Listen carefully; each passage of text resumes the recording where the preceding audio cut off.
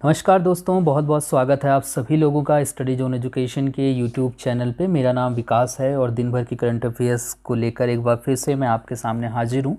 अगर आप किसी भी गवर्नमेंट जॉब एग्ज़ाम की प्रिपरेशन कर रहे हैं जिसमें करंट अफेयर्स पूछी जाती है तो डेली करंट अफेयर्स देखने के लिए आप इस चैनल को फॉलो कर सकते हैं। हम लोग रोज़ सबसे पहले शाम को करंट अफेयर डिस्कस करते हैं, जो कि सबसे पहले होती है। मैक्सिमम जो चैनल होते हैं वो आपको यही सब करंट अफेयर्स अगले दिन पढ़ाते हैं। तो सबसे पहले करंट अफेयर्स देखने के लिए चैनल को सब्सक्राइब ज़रूर करें। तो शुरुआत करते हैं आज की करंट अफेयर का अपने पहले क्वेश्चन के साथ। हमारा पहला क्वेश्चन है कि विश्व दुग्ध दिवस कब मनाया जाता है। विश्व दुग्ध दिवस हर साल 1 जून को मनाया जाता है। आज ही जो है हमने विश्व दुग्ध दिवस मनाया है। ये यहाँ से काफ़ी इंपॉर्टेंट क्वेश्चन है। और दूसरा जो इंपॉर्टेंट पॉइंट हमारे यहाँ से निकल के आएगा वो ये है कि विश्व दुग्ध दिवस 2020 के लिए इस वर्ष थीम रखी गई थी वर्ल्ड मिल्क डे की 20वीं वर्षगांठ, या विश्व दुग्ध दिवस की 20वीं वर्षगांठ, ये इसकी जो है थीम रखी गई थी। ये थीम इसलिए रखी गई थी क्योंकि पहली बार जून 2001 में इसको मनाया गया था। तो 20 साल जो है हमने वर्ल्ड मिल्क डे के कंप्लीट कर लिए हैं, तो उसी के उपलक्ष्य में ये थीम यहाँ पर रखी गई है। जिस तरीके से विश्व दुग्ध दिवस मनाया जाता है उसी तरीके से राष्ट्रीय दुग्ध दिवस भी मनाते हैं। राष्ट्रीय दुग्ध दिवस 26 नवंबर को मनाया जाता है क्योंकि इसी दिन 1921 में श्वेत क्रांति के जनक वर्गीस कुरियन का जन्म हुआ था। ठीक है, तो राष्ट्रीय दुग्ध दिवस मनाया जाता है 26 नवंबर को, जबकि विश्व दुग्ध दिवस मनाते हैं 1 जून को। इसके बाद क्वेश्चन नंबर 2 है हमारा कि हाल ही में वाजिद खान का निधन हो गया, वे प्रसिद्ध थे। सो वाजिद खान प्रसिद्ध संगीतकार थे जिनका अभी हाल ही में निधन हो गया है। आपने साजिद वाजिद नाम काफ़ी सुना होगा। ये जोड़ी थी बॉलीवुड में 2, ठीक है, साजिद खान और वाजिद खान की 2 ये जोड़ी है। तो इसमें से वाजिद खान का जो है अभी रिसेंटली 42 वर्ष की आयु में निधन हो गया है। ठीक है, याद रखिएगा। और दबंग फिल्मों में भी जो है कई इन्होंने मतलब गाने बनाए थे, तो उसके लिए इनको अवार्ड भी मिला था। तो अभी रिसेंटली वाजिद खान का निधन हो गया, प्रसिद्ध संगीतकार। क्वेश्चन नंबर 3 है कि हाल ही में बीसीसीआई ने किस खिलाड़ी को राजीव गांधी खेल रत्न पुरस्कार 2020 के लिए नामांकित किया है। इसका सही आंसर है ऑप्शन बी वाला, यानी कि रोहित शर्मा। अभी रिसेंटली बीसीसीआई की तरफ से रोहित शर्मा का नाम राजीव गांधी खेल रत्न पुरस्कार के लिए नामांकित किया गया है। तो ये यहाँ से आपको ध्यान रखना होगा। इसी तरीके से बीसीसीआई ने अर्जुन पुरस्कार के लिए ईशांत शर्मा, शिखर धवन और दीप्ति शर्मा को नामांकित किया है। तो यहाँ पर से बीसीसीआई की तरफ से राजीव गांधी खेल रत्न पुरस्कार के लिए रोहित शर्मा का नाम दिया गया है, जबकि ईशांत शर्मा, शिखर होगा यहाँ पर, शिखर धवन और दीप्ति शर्मा को अर्जुन पुरस्कार के लिए नामांकित किया गया है। राजीव गांधी पुरस्कार खेल रत्न जो है खेलों का सर्वोच्च पुरस्कार है, जो कि हमारे भूतपूर्व प्रधानमंत्री श्री राजीव गांधी के नाम के ऊपर जो है ये अवार्ड दिया जाता है। ठीक है, तो बीसीसीआई की तरफ से किसे नामांकित किया गया इस अवार्ड के लिए? रोहित शर्मा को। क्वेश्चन नंबर 4 है कि ग्लोबल डे ऑफ पेरेंट्स कब मनाया जाता है। ग्लोबल डे ऑफ पेरेंट्स मनाया जाता है 1 जून को, यानी कि आज ही मनाया गया है। ऑप्शन सी वाला यहाँ पर से बिल्कुल सही है। इस दिवस का उद्देश्य परिवार द्वारा बच्चों के पोषण और सुरक्षा के लिए की जाने वाली निस्वार्थ प्राथमिक जिम्मेदारी को चिन्हित करना है। आपकी जानकारी के लिए बता दूं कि संयुक्त राष्ट्र द्वारा वर्ष 2019 में पहली बार पूरे जून माह को विश्व परवरिश माह के रूप में मनाया गया था। तो यहाँ पर से आपको ये भी ध्यान रखना चाहिए कि विश्व परवरिश माह के रूप में जून 2019 को जो है संयुक्त राष्ट्र की तरफ से घोषित किया गया था। जो ये ग्लोबल डे ऑफ पेरेंट्स है, ये संयुक्त राष्ट्र के द्वारा 2012 में इसको पहली बार जो है मतलब शुरुआत इसकी की गई थी। ठीक है, तो ध्यान रखिएगा, ग्लोबल डे ऑफ पेरेंट्स 1 जून को मनाया जाता है।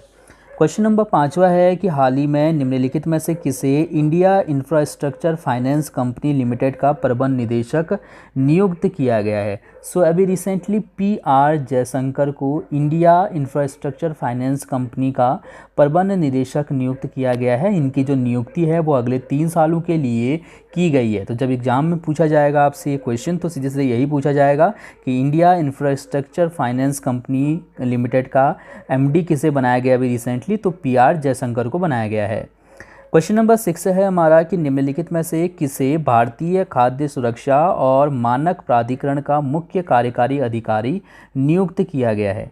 सो अभी रिसेंटली अरुण सिंघल को FSSAI यानी कि भारतीय खाद्य सुरक्षा और मानक प्राधिकरण का CEO बनाया गया है। तो अरुण सिंघल का नाम याद रखिएगा, इंपॉर्टेंट क्वेश्चन है, एग्जाम में पूछा जा सकता है। अरुण सिंघल 1987 बैच के उत्तर प्रदेश कैडर के IAS अधिकारी हैं। उसी वहीं पर 1991 बैच के तमिलनाडु कैडर के IAS अधिकारी हैं एच गोपाल कृष्णन। इनको प्रधानमंत्री कार्यालय में अतिरिक्त सचिव नियुक्त किया गया है। ठीक है, तो कई नियुक्तियां हुई थी, जो इंपॉर्टेंट है वो मैंने यहाँ पर लिख दिया है। एक तो FSSAI के जो CEO हैं उनका नाम याद रखिएगा, और बाकी प्रधानमंत्री के जो है अतिरिक्त सचिव एस गोपाल कृष्णन का नाम भी आपको ध्यान होना चाहिए। FSSAI का फुल फॉर्म भी कई बार पूछा जाता है एग्जाम में, तो याद रखिएगा, food safety and standard authority of India. Question number 7वां है कि निम्नलिखित में से किसे मीडिया एजेंसी कैरेट इंडिया का नया CEO बनाया गया है। सो अभी रिसेंटली कैरेट इंडिया का नया CEO बनाया गया है अनीता कोटवानी को। सो C वाला यहाँ पर से सही है। देन अगला क्वेश्चन देखते हैं। क्वेश्चन नंबर 8वां है हमारा कि विश्व तंबाकू निषेध दिवस कब मनाया जाता है। विश्व तंबाकू निषेध दिवस हर साल 31 मई को मनाया जाता है, यानी कि B वाला यहाँ पर से सही है। तो 2 पॉइंट यहाँ से इंपॉर्टेंट हो जाएंगे। एक तो विश्व तंबाकू निषेध दिवस मनाया कब जाता है, और दूसरा विश्व तंबाकू निषेध दिवस की थीम क्या रखी गई थी 2020 के लिए। तो उसकी थीम रखी गई है protecting youth from industry manipulation and preventing them from tobacco and nicotine use. ठीक है, थीम याद रखिएगा, इंपॉर्टेंट है, हिंदी में भी मैंने लिख दिया है। युवाओं को इस इंडस्ट्री के हथकंडों से बचाना और उन्हें तंबाकू और निकोटीन के इस्तेमाल से रोकना, ये विश्व तंबाकू निषेध दिवस की थीम रखी गई है 2020 के लिए। तो इंग्लिश और हिंदी दोनों ही भाषा में लिखी है, आपको जिसमें कंफर्टेबल लगे याद कर लीजिए। इसके बाद क्वेश्चन नंबर 9 है हमारा कि हाल ही में माई लाइफ माई योगा नामक प्रतियोगिता का शुभारंभ किसके द्वारा किया गया। इसका सही आंसर ऑप्शन E वाला है, यानी कि नरेंद्र मोदी। अभी रिसेंटली प्रधानमंत्री नरेंद्र मोदी ने माई लाइफ माई योगा नामक प्रतियोगिता का शुभारंभ किया है। यह प्रतियोगिता आयुष मंत्रालय और भारतीय चिकित्सा अनुसंधान परिषद द्वारा संयुक्त रूप से आयोजित किया जाएगा। याद रखिएगा कि ये एक प्रतियोगिता है, एक बेसिकली एक वीडियो ब्लॉगिंग प्रतियोगिता है। इसमें भाग लेने के लिए प्रतियोगियों को योगाभ्यास जैसे कि आसन, क्रियाबंधन, प्राणायाम और मुद्रा पर 3 मिनट का वीडियो जो है अपलोड करना होगा, और लोगों को लाभ बताने होंगे, जो मतलब जो भी उन्होंने योग प्राणायाम जो भी किया है उसका लाभ बताना होगा। तो 3 मिनट में मतलब योग भी करना है, उसका लाभ बताना है, और जिसका वीडियो सिलेक्ट किया जाएगा तो जो पहले स्थान पर होगा उसको 1 लाख रुपए, दूसरे स्थान पे होगा उसको 50,000 रुपये, और तीसरे स्थान पे 25,000 रुपये। तो प्रधानमंत्री मोदी आपको लॉकडाउन के दरमियान बिल्कुल भी बोर नहीं होने देंगे, कुछ ना कुछ काम देते रहेंगे। तो एक और काम है जिसको आप वीडियो बना के 3 मिनट की वीडियो बना के मनोरंजन कर सकते हैं घर बैठे। रोज़गार मिले ना मिले, मनोरंजन भरपूर मिलने वाला है आपको।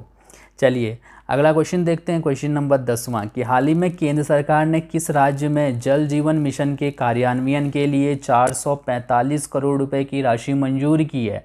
इसका सही आंसर ऑप्शन E वाला है, यानी कि छत्तीसगढ़। अभी रिसेंटली केंद्र सरकार ने छत्तीसगढ़ के लिए वित्त वर्ष 2020-2021 के दौरान छत्तीसगढ़ में जल जीवन मिशन के लिए 445 करोड़ रुपए की धनराशि मंजूर की है।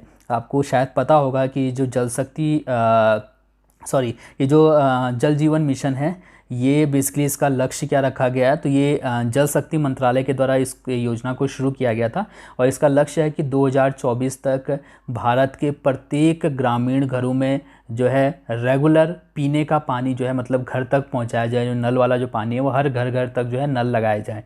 ठीक है, 2024 तक मतलब ऐसी योजना है। तो उसी के लिए छत्तीसगढ़ को अभी 445 करोड़ रुपए दिए गए हैं 2020-2021 में खर्च करने के लिए।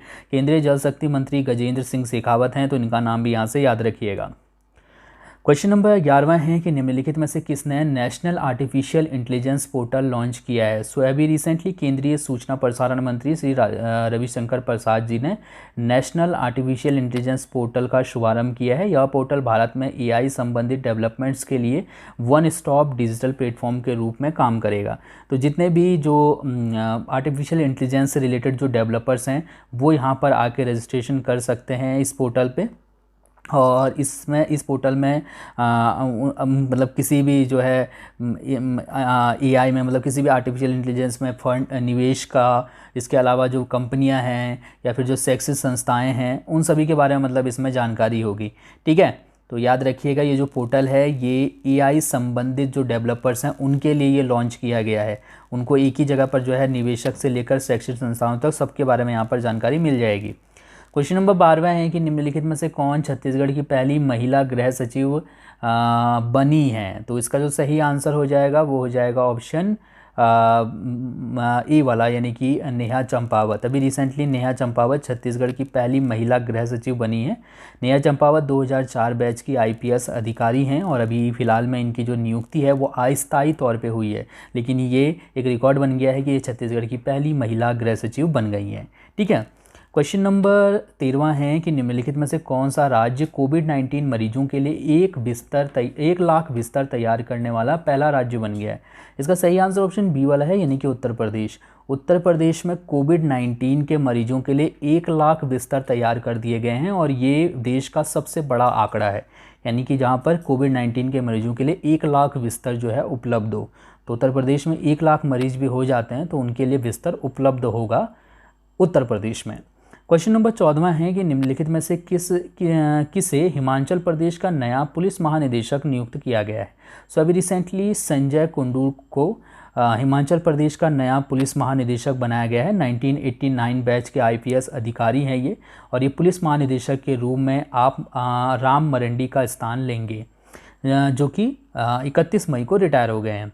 और इस वक्त जो संजय कुंडू हैं वो जयराम ठाकुर जो कि मुख्यमंत्री हैं हिमाचल प्रदेश के, इनके प्रमुख सचिव हैं। ठीक है, तो अब इनको हिमाचल प्रदेश का नया पुलिस महानिदेशक बनाया गया है। अब बात करते हैं आपके लिए कल के प्रश्न की। इस प्रश्न का उत्तर आपको कमेंट करके बताना था। आपके लिए प्रश्न था कि मई 2020 में श्यामला जी भावे का निधन हो गया, वे किस देश से संबंधित थी। तो इसका वो किस क्षेत्र से संबंधित थी। तो इसका सही आंसर था ऑप्शन ए वाला, यानी कि संगीत से। ठीक है, प्रसिद्ध गायिका थी श्यामला जी भावे, जो कि कर्नाटक और जो हिंदुस्तानी शैली है उन दोनों में जो है इनको पारंगतता हासिल थी। ठीक है, संगीत से संबंधित ही है।